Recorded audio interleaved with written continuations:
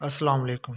आज की इस वीडियो में मैं ग्रीस के सीज़नल वीज़े के हवाले से बात करूंगा कि क्या हम ग्रीस के सीज़नल वीज़े पर किसी दूसरी शेंजन कंट्री में विज़िट कर सकते हैं या नहीं।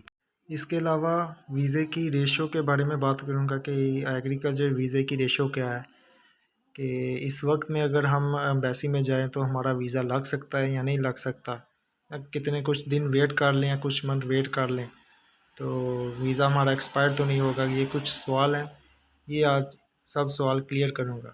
सबसे पहले मैं बात करता हूँ ट्रैवल की, क्या इस वीज़े पर दूसरी कंट्री पर ट्रैवल किया जा सकता है या नहीं।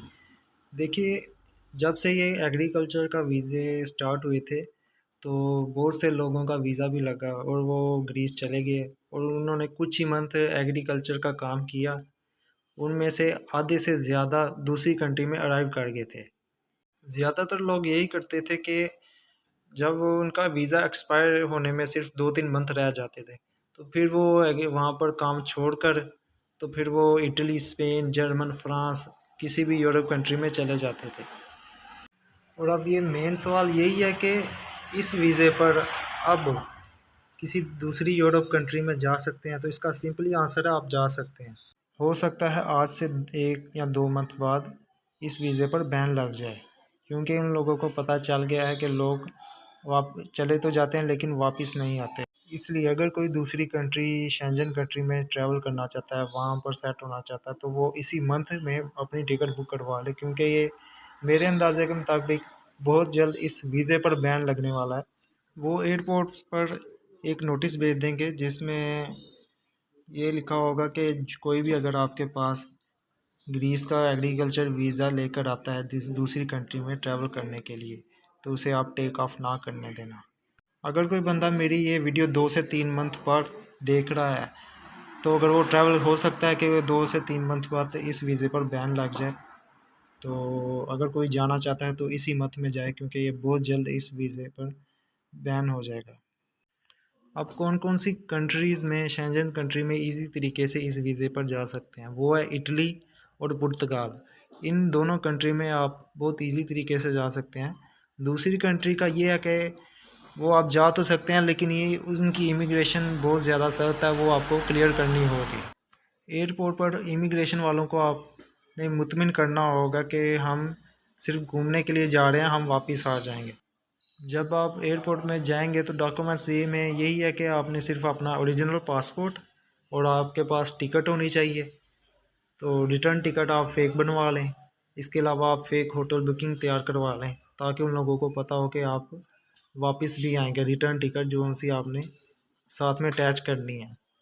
बैग आपने बड़ा नहीं लेकर जाना, आपने हैंड कैरी बैग लेकर जाना है। अगर आप बड़ा बैग लेकर जाएंगे तो वो समझ जाएंगे कि ये यहाँ से पक्का ही जा रहा है, तो आपने ऐसा नहीं करना, आपने सिर्फ हैंड कैरी छोटा सा बैग लेकर जाना है। अगर आप पेपर्स के सिलसिले में अगर दूसरी कंट्री में जाना चाहते हैं तो फिर वो पुर्तगाल सबसे बेस्ट है, क्योंकि पूरी दुनिया में पुर्तगाल ही वाहिद कंट्री है कि जो आपको बहुत जल्द से जल्द पेपर दे देती है। अगर आप पैसे कमाने के लिए दूसरी कंट्री के लिए जा रहे हैं तो फिर वो जर्मन आप जा सकते हैं, इटली, स्पेन, यहाँ इन ममालिक में आप जा सकते हैं।